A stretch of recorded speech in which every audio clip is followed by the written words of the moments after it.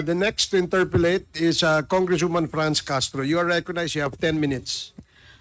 Thank you, Mr. Chair. Some clarification lang, Mr. Chair, doon sa presentation ng PIDEA, si ASEC Gumban, Mr. Chair.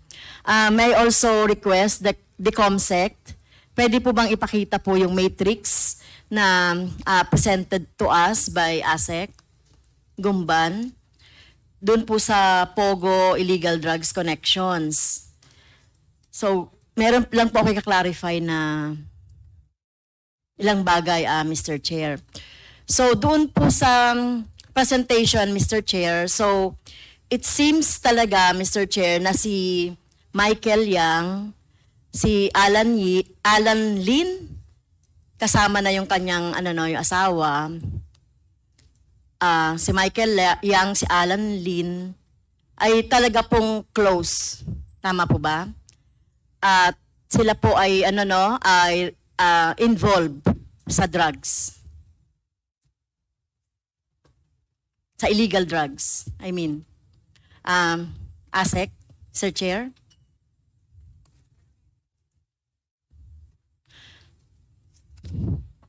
Kindly repeat the question, please. So, okay. So, doon po sa matrix na ipinakita niyo po, Mr. Chair, dito sa POGO Illegal Drugs.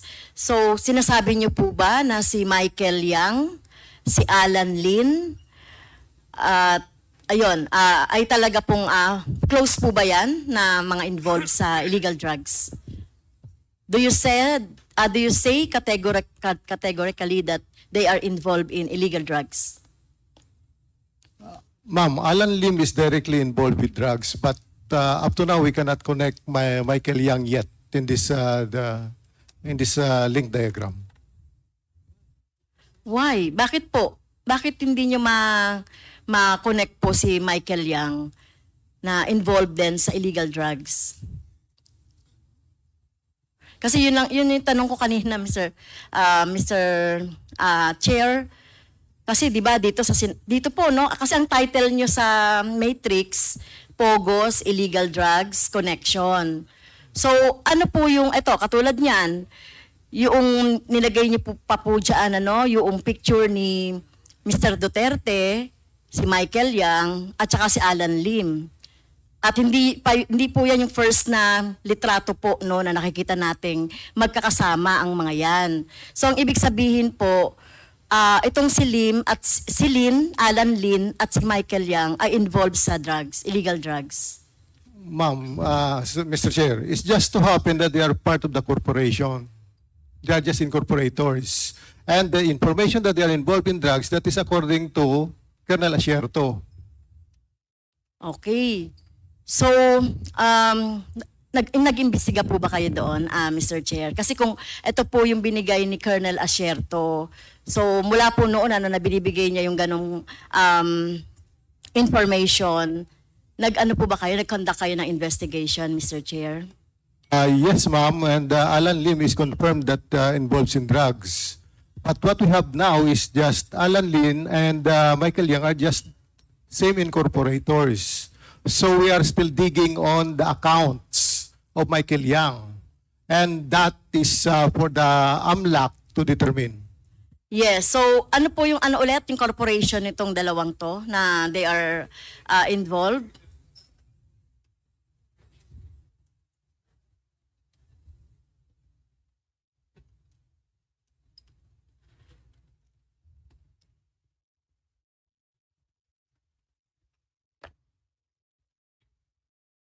Ma'am, Rose Nonolin and Michael Yang are also co-incorporators of a certain Alan Lin in Piley Holdings Corporation. Piley Holdings, ma'am. Piley Holdings. Ano po yung negosyo nila, Mr. Chair? Dun sa corporation. Ano pong linya ng trabaho or industry? We do not know yet, ma'am, about their the business of Piley. Mr. Chair, sorry parang nag-present po kayo ng ganitong matrix. So syempre kami po sa House of Reps na mga kongresista, tatanungin po natin yung mga detalye niyan. So kung ako po yung titingin dyan, parang may connection ang mga yan. Di po ba? Kasi ito, si Alan Lin, involved sa droga. So ito, nilagay niyo dyan, si Alan Lin at saka si Michael Yang na isa sa isang corporation. Etong Full Win Group.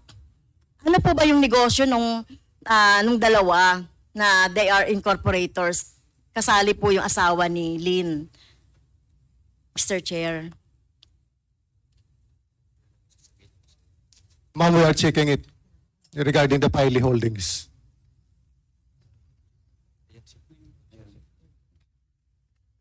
Mr. Chair, come again.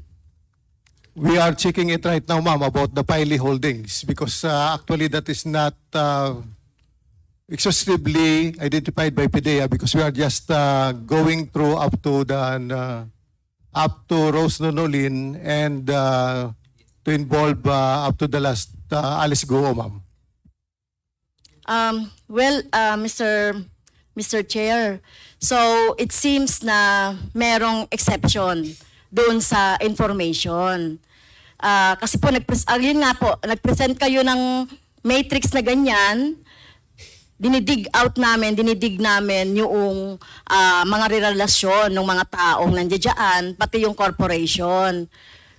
So, ASEC, meron po ba kayong meron po ba kayong ine-accept or meron kayong tinatago dito? Kasi pag tiningnan po natin yan, Mr. Chair, magkakasama yan si Mr. Duterte, si Alan Lin, si Michael Yang, di ba? So, ano po yung mga relasyon nitong mga tatlong ito? Sinama niyo pa po si Senator Bongo na nilink ninyo kay Alan Lin. So, may tanong din po ako doon. So hindi kayo pwedeng mag-present sa amin ng JASA Matrix na akala ninyo hindi kami nag-iisip at nag-analyze. Kasi kanina pa po ako nag-analyze yung inyong matrix. May mga alam ko naman po yung ibig sabihin ng mga arrow eh. 'Di ba? May link. Tinuturo po natin yan sa mathematics, yung mga links. So, ano po yung pakibalik nga po COMSEC yung matrix. Para po maintindihan po natin. Kasi kung ako po yung titingin doon, ibig niyo bang sabihin, Mr. ASEC, Gumban, dahil, sabi niyo po, involved si Alan Lin sa droga. Si Michael Yang ay kasama ni Michael Lin sa corporation. Tinatanong ko ngayon, ano ba yung line of business po ng corporation? Kasi Mr. Chair, kung natatandaan ninyo, doon sa Committee on Drugs, na-establish natin na si Michael Yang ay isang isang drug lord or involved sa illegal drugs. At tignan niyo po, yung inyong title sa Matrix, Pogo Illegal Drugs Connections. So sabihin niyo po sa akin, at ibig sabihin, yung mga link ba yan? Saan po yan? Involved sa Pogo, illegal drugs. So tanong ko po, so ibig niyo pa po yung corporation ni Michael Yang at saka ni Alan Lin. So ito po, nilagyan niyo ng arrow si Alan Lin at saka si Senator Bongo. Tama po ba yon? Senator, tingnan ko nga po. Ma'am, regarding Piley, Oo, dun sa matrix. Piley, ma'am, is to engage in general construction business, including the constructing, enlarging, repairing, developing, or engaging in any work upon building houses and condominium roads, plants, bridges, airfields, piers, waterworks, railroads, and other structures, except government-funded projects and other defense-related projects. That is the relations of the Pogo, ma'am. They're the one constructing the Piley, is the one constructing the buildings. Pogo. Sila Pogo. po yung nag-construct ng mga Pogos. Yung mga- Yes, ma'am. Okay. Dahil nilagay niyo rin po illegal drugs diyan, so si Alan Lin, hindi lang po siya involved sa construction ng mga illegal Pogo infrastructure or mga buildings, involved din siya sa illegal drugs. So don't you think, or can you infer na baka involved din si Michael Yang sa droga? So far, ma'am, what we have is Alan Lim has a case in drugs. But with regards to Michael Yang, we are still going into investigations regarding that matter together with other government agencies. Yes, so medyo Mr. Chair, medyo matagal matagal tayong siguro mahirap talaga mag-imbestiga. Pero matagal na po yan natin na pinag-uusapan. Papanahon pa ng Parmali, 2016 pa yan, yung pangalan ng Michael Yang. At hanggang ngayon ay hindi pa natin po siya na-imbestigan. Ilang beses na po yan lumalabas. Even sa Committee on Dangerous Drugs, sinasabi po na si Michael Yang ay involved sa illegal drugs. Pero sige po, antayin namin yung inyong yung inyong investigation.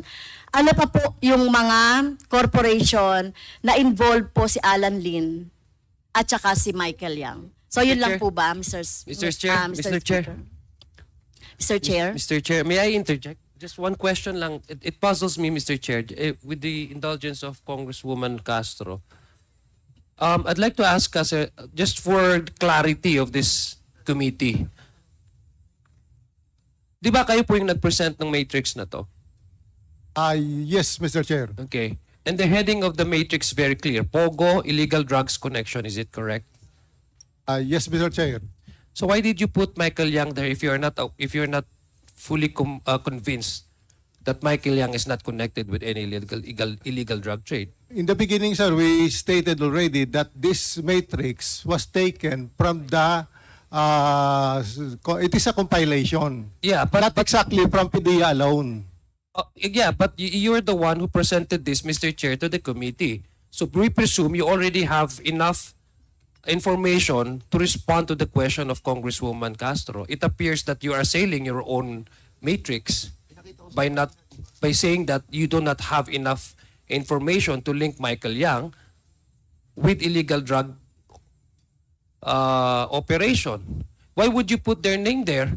That's very incriminating, and yet you're coming here telling us that you do not have enough evidence to prove. He was with the Pogo holding, sir, with the Pogo thing. But you should have at least clarified that in your matrix before coming here, because it's very clear. We all understood the arrows. Tama nga po yung sinabi ni Congresswoman Castro. Very clear po yung mga arrows dyan. And yung heading is very incriminating, Pogo illegal drug trade. Lahat po ng pangalan dyan, from the very start, first glance, it appears that all of these individuals are connected in one way or the other in the illegal drug trade. Yes, sir. That's correct, sir. They are connected in such a way that others are just connected because they are just the same incorporators. Not exactly that they are involved in drugs. Yeah, but I guess, Mr. Chair, I think it puzzles me, Mr. Chair, because the way I understood the matrix is that all of these individuals are somehow connected one way or the other in the operation of illegal drugs vis-a-vis the illegal Pogo operation. So it puzzles me, Mr. Chair, that now Congresswoman Castro is digging deeper into the arrangement and the transaction between and among these corporations, and yet we're getting information from PDEA na hindi mismo sila sigurado. I just want to put that into record, Mr. Chair, Asek Gumban. Thank you, Congressman Adjong. They have to be clear on their presentation. Yeah, Thank you, Mr. Chair. Please proceed, Congresswoman Castro. Yes, thank you, Mr. Chair. Kasi ina-analyze ko talaga yung matrix, Parang sa statement po ni ASEC Gumban, parang meron siyang ine-exempt, Kasi tinanong ko rin po ito, yung relasyon ni Mr. Duterte kay Michael Yang. At since close siya dahil nga doon sa inappoint pa ito as economic advisor or whatever sa pwesto niya doon sa presidential. Pero sinasabi niyo ngayon na wala pa po kayong conclusion na si Michael Yang ay involved din sa droga. Pero balikan natin yung matrix, Mr. Chair. Si Alan Lin, Mr. Chair, ay kinonect. Sorry nakita ko kasi yung kinonect po kay Senator Bongo. Sinabi nyo kanina, si Alan Lin ay involved sa illegal drugs. So, ang ibig bang sabihin, involved din si Senator Bongo sa drugs, since kinonect nyo po siya, so ano po yung ibig sabihin po nung arrow nyo? Yung connection ni Alan Lin at saka ni Senator Bongo po. Gusto ko lang pong malinawan. Ma'am, according to our informant, they are just close friends. That's why you just put it there. They are just close friends. It is not specific that they are involved in drugs. That's why we have these incorporators, just to interlink them. And we are still digging that what we can have against these people. It is not yet complete, ma'am. It is ongoing. Okay. So, si Alan Lin po, no, close friend. So, alam po ni Bongo ang mga trabaho po ni Alan Lin. Na alam po ni Senator Bongo, dahil sila ay close friends, alam po niya na si Lin ay involved sa illegal drugs. Yan po yung tanong ko. That will be answered by Senator Bongo, ma'am, not us yet. Because we are still investigating, we do not have concrete proof yet of what their transactions is. Okay. What we have there is just, they are just close friends, according to our informant. Okay. Okay. Thank We you do po. not know what they are talking about. They do not know what they are talking about if they are close friends. We are just guessing what they are talking. Pero sorry po Asek Gumban, wag po kayong gagawa ng ganyang matrix na incriminating at kinoconnect nyo tapos ang title nyo ay illegal and pogo drugs connection. At yan po, nilagay nyo rin po yan.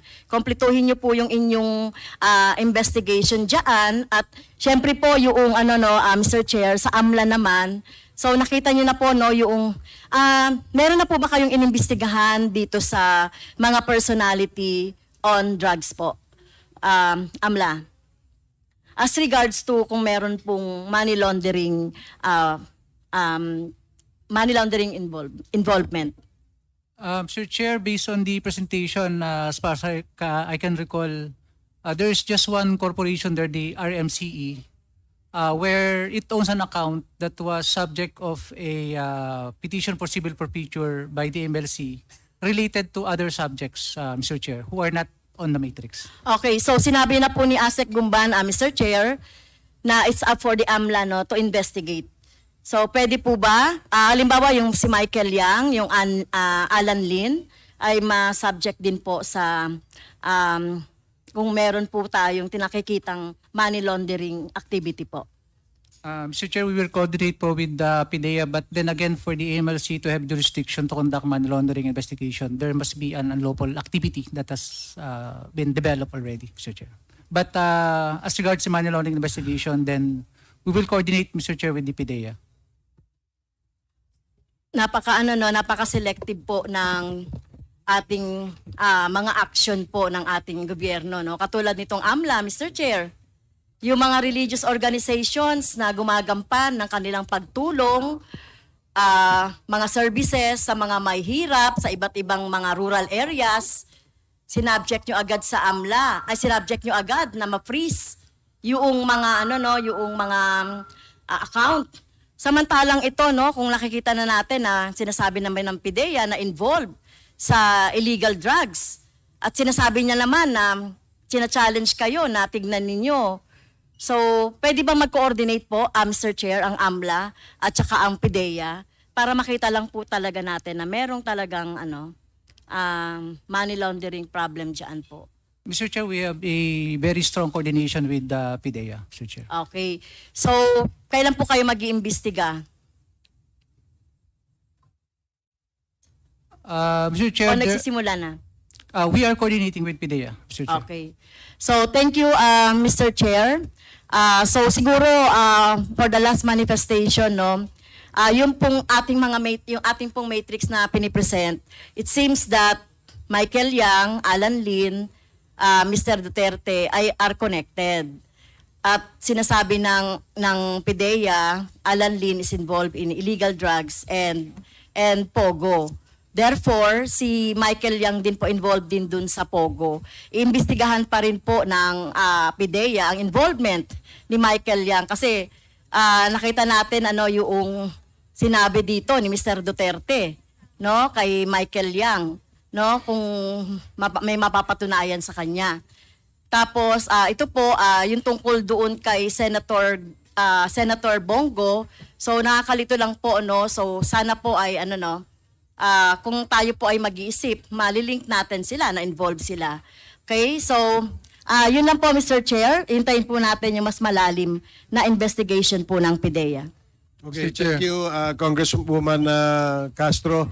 So, if I may, Congressman Abante, following the line of questioning of Congresswoman Castro, may I ask the PIDEA that yung point po na when you submit to the committee a matrix, please make sure that the information that you have gathered are enough and sufficient to be able to prove your point. Because the committee is, we have a theory Yung aming theory, from the beginning of this investigation tungkol sa drugs, ay sinasabi na po natin na meron pong kaugnayan ang illegal drugs dito sa Pogo.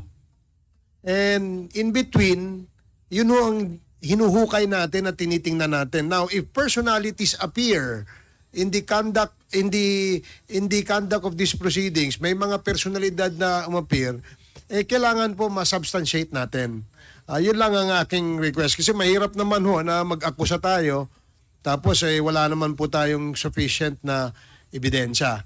But I do understand that the investigation is ongoing, and it's not very easy, really, to substantiate, no, or get more information in relation to the involvement of certain personalities. Mahirap talaga yon.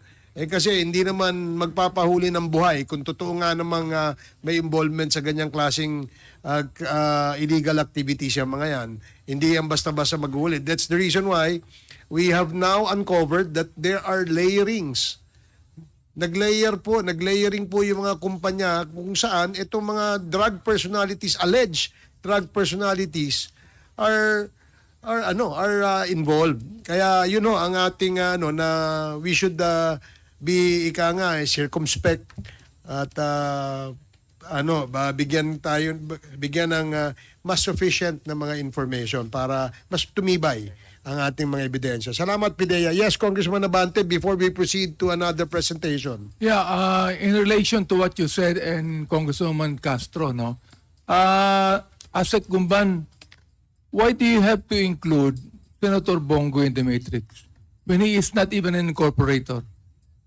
Because they're just close friends, you have to include him? Why? Yes, sir, that is to establish that these people, Alan Lim, has a connection to higher ups because of their friendship with higher people. Oh my goodness. Is Senator Bongo involved in Pogo and in drugs? Were you able to investigate that? Sorry, Mr. Chair, maybe the title is wrong.